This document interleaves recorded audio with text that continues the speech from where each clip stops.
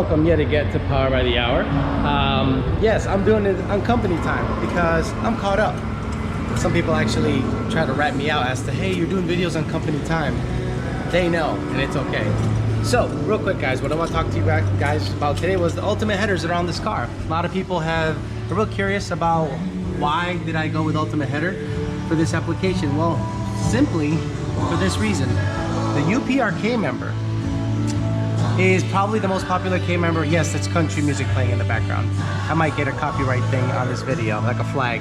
But anyway, the UPR K member is the most popular K member application for Foxbodies, period. I think they outnumber other applications like, I don't know, 2 to 1 or something stupid like that.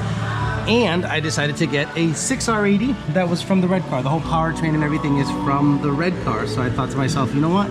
Let me go ahead and look into what the deal was for this header solution. And Ultimate Header came up, and they designed a header specifically for the UPR K member 6R80 swap in a Foxbody. All right, there's other solutions out there, but honestly, UPR treated me real good, so I kept their UPR K member.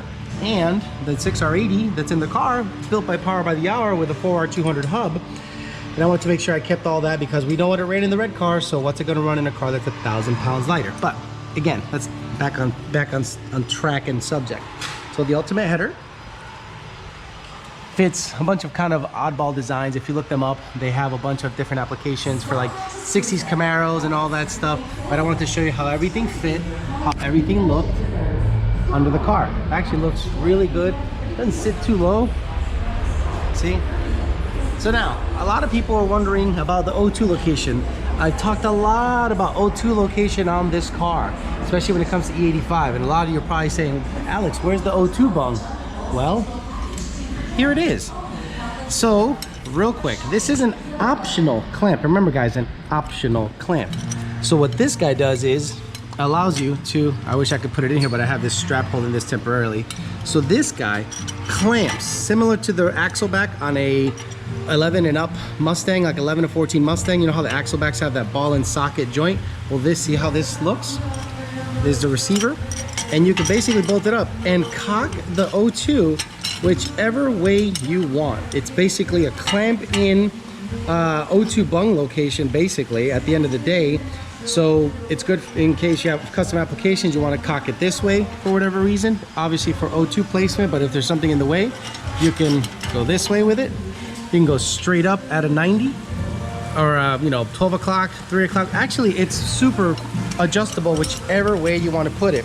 So when we talk about O2 placement and angles, this is probably, in my opinion, the best solution out there. They actually let you determine where the O2 placement is gonna go for E85, for, you know, adjustability, for placement, for room, all that stuff. So what I'm gonna have to do eventually is, I do have a Stifler's cross member that I'm gonna put in there. I'll probably zip these guys off and mount it to the frame somewhere, so I'll have plenty of room to run my exhaust. Now, the exhaust is gonna end up going from here, like an X pipe, and maybe a dump somewhere around the axle area, somewhere around here. It'll get dumped right before the rear end, some 3-inch dumps or something like that. But I wanted to show you guys what's going on with these ultimate headers. They provided them, they've worked with me, I worked with them. They told me to run a Maximum Motorsports steering shaft, and once the motor's in the right location, it should drop right in. There's tons of clearance. Look, just take a peek. That's why I wanted to take pictures and video with the GoPro, because there's a ton of room and a ton of clearance, and it flares out for the 6R80. A lot of you guys that want to go 6R80 but are, you know, afraid of putting it in based on the fact that there's not that many header solutions, because what people are doing now is they're installing a C4, a 4R70, or a manual. Okay, so this is a nice option if you do want to go ahead and put a 6R80 in a Foxbody with a UPR K member. Again, all of the popular parts. And as an option, okay, if you do order your ultimate headers, you have the option of grabbing these style of extensions in the back with a clamp style, so you can place the O2 wherever you want. Thanks for listening, guys. Talk to you later.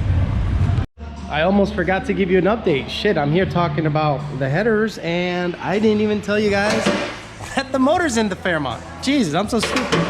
Yeah, Mike Chamberlain stayed late with me last night. That guy is just awesome. and we got the motor in there. I'm really happy. Like, I can't tell you how happy I am. This has been 4 years in the making.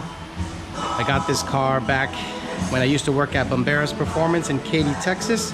We were supposed to build a shop car with it, but that never happened for whatever reason. You know, I'm not salty about it, but I was lucky enough to get this car from them because honestly, when I went up to Waco, Texas to buy it, I fell in love with it right away.